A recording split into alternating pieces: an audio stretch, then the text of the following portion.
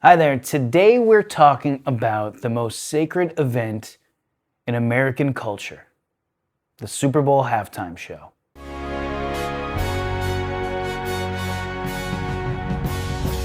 There is nothing more important than the Super Bowl halftime show. In America, we'll accept unbelievable failings from our politicians, from our authority figures. We'll deal with a system that's so backwards we're all completely doomed, but we'll be good goddamned if we sit through a Super Bowl halftime show that isn't 100% to our liking.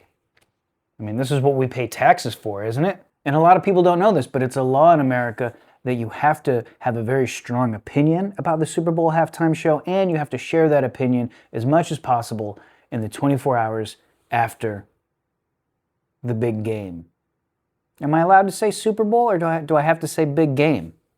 I think legally I have to say big game, right? That's how kind the people are over at the NFL, is they hold the biggest televised event of the year, but you're not allowed to say the name of it, or they'll sue you.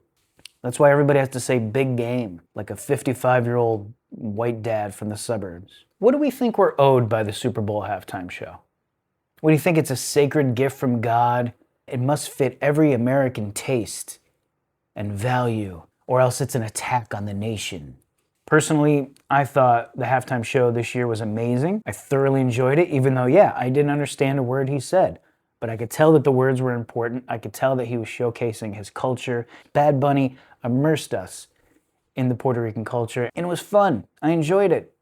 On the other hand, our fearless leader, President Ronald J. Dump, called Bad Bunny's halftime show a slap in the face to our country and said it made no sense, which is ironic because we've been saying the same thing about him for 10 years, haven't we?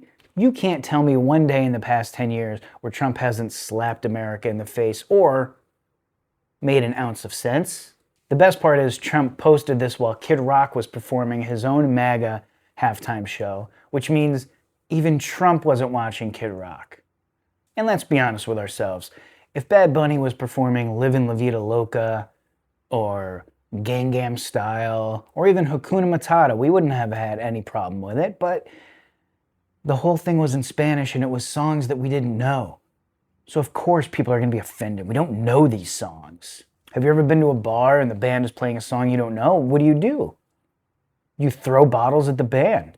You scream at them and say, I don't know this song. I can't understand what you're saying. Get out of this bar. That's what you do. That's what a rational person does. And that's how MAGA reacted, very appropriately. This was an atrocity to the American people. For 13 minutes, Americans had to deal with the fact that they didn't know the words to these songs. For 13 long minutes. Or maybe it was because for 13 minutes they saw human beings on the screen, the same human beings that they've been ripping apart for their families for 13 months. Maybe it was that. Maybe Americans felt guilty about what's been done to Spanish-speaking people. I don't know. I don't know. And by the way, if people are really looking to be offended, what about these commercials? Remember when the commercials were a big deal and they were entertaining and they were funny and we just all couldn't wait to see the Super Bowl commercials? Now they suck butts. Let's get mad about that.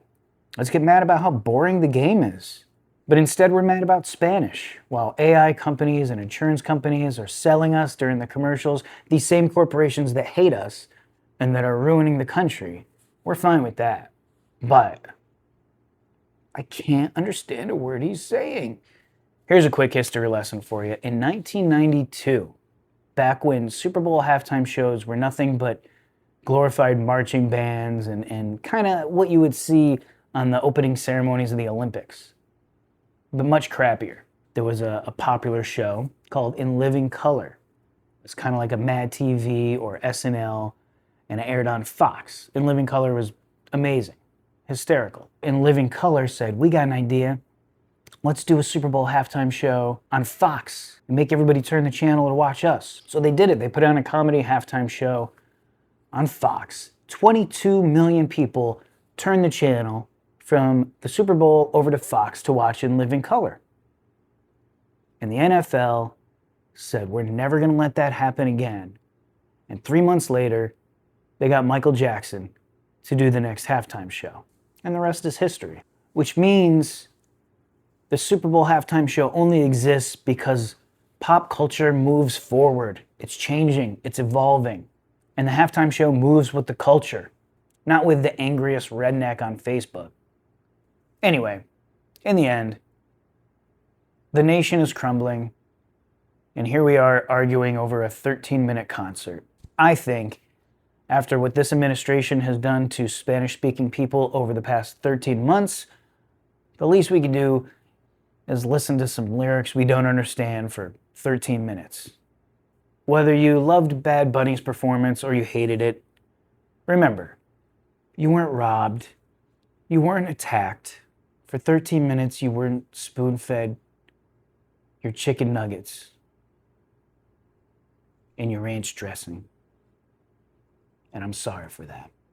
Hey, listen, we'll take a quick break. When we come back, Kid Rock is going to be here. He's right over there. He's putting on his fedora and his jean shorts now. It's going to be a great performance. Don't go anywhere.